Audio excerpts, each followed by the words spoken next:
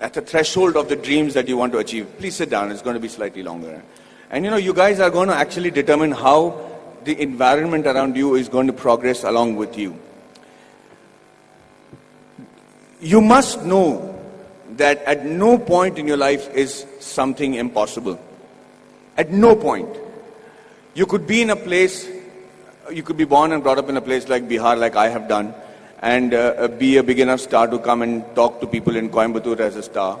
Or you could be in the industry like the Tamil and Telugu industry and be known as the most exciting director. Rajamouli suddenly decides that he can make a film which is, if not better, but at par with Hollywood. And he does that staying in India, and he hits the ball right out of the park. He becomes historic in just that one moment.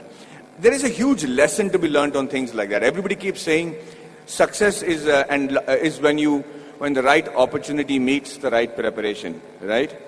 So you can't have the right preparation by being the engineer that you want to be, and you keep looking out for that right opportunity. But what makes the right opportunity and the right preparation come together? When does that synergy happen for you to be prepared for it?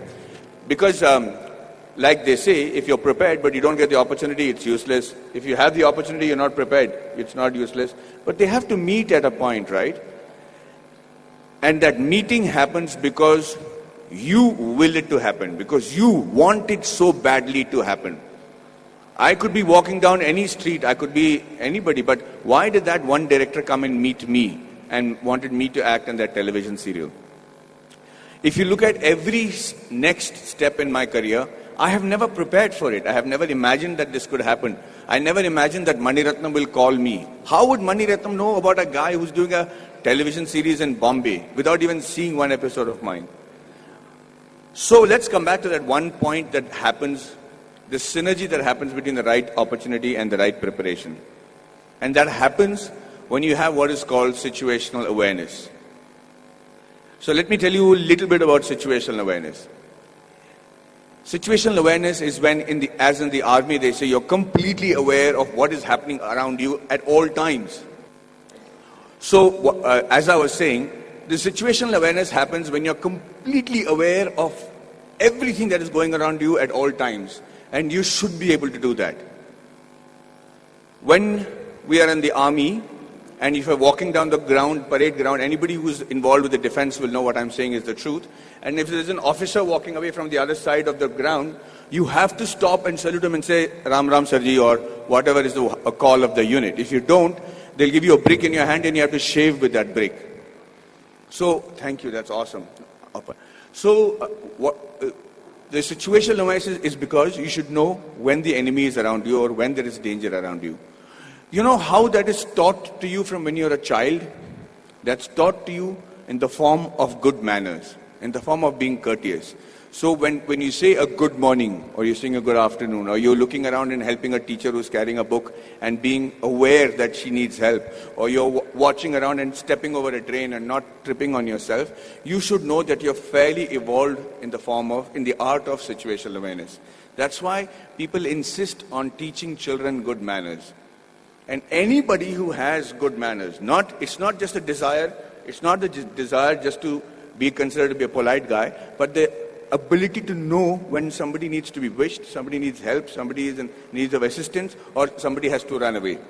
And that's why you teach your child good manners. And I will tell you today, from the bottom of my heart, I might not be completely worthy of some of the opportunities that I got, but I grabbed it like hell. And I got those opportunities simply because I was a very well-mannered person. I was able to...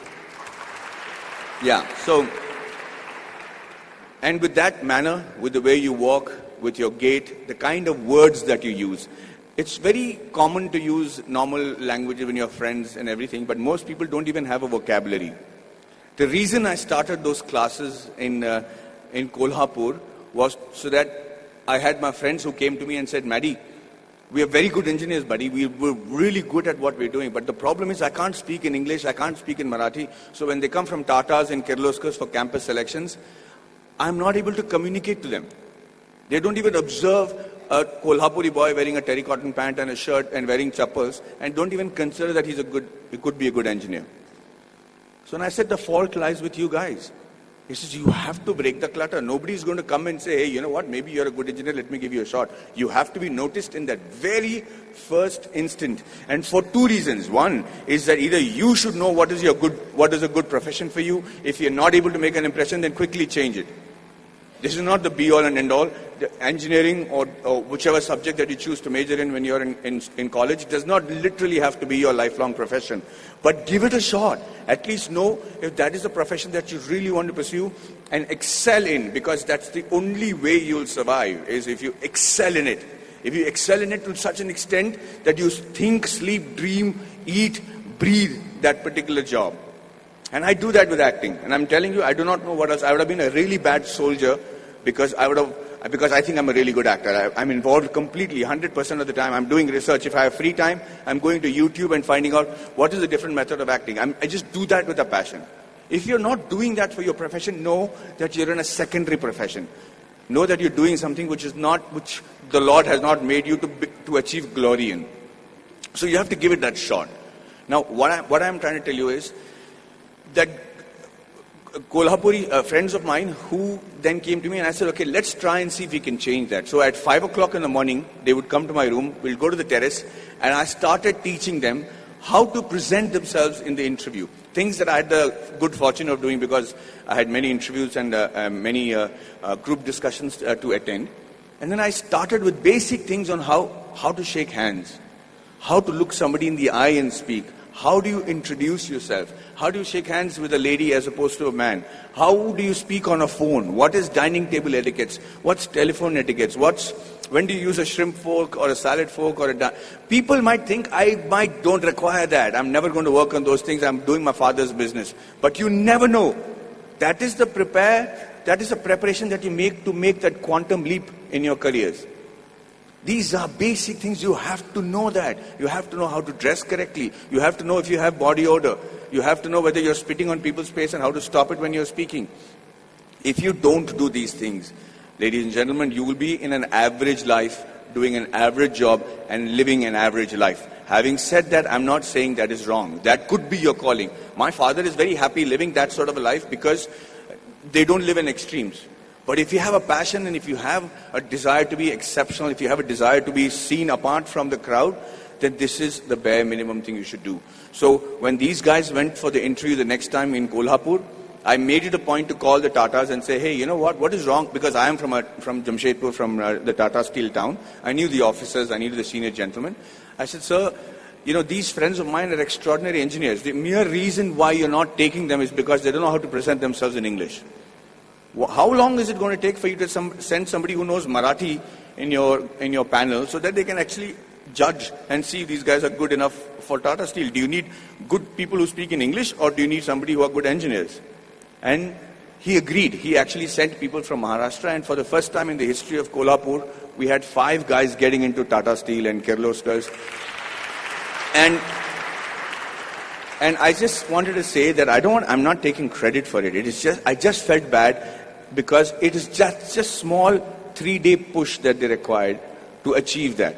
So when they were interviewed, they said 4 years of learning engineering one side, and those 3 days with Maddie, we became engineers and successful today because of those 3 days. And what I am teaching you is nothing extraordinary. It is simple stuff. It's the norms. It's the way of the world.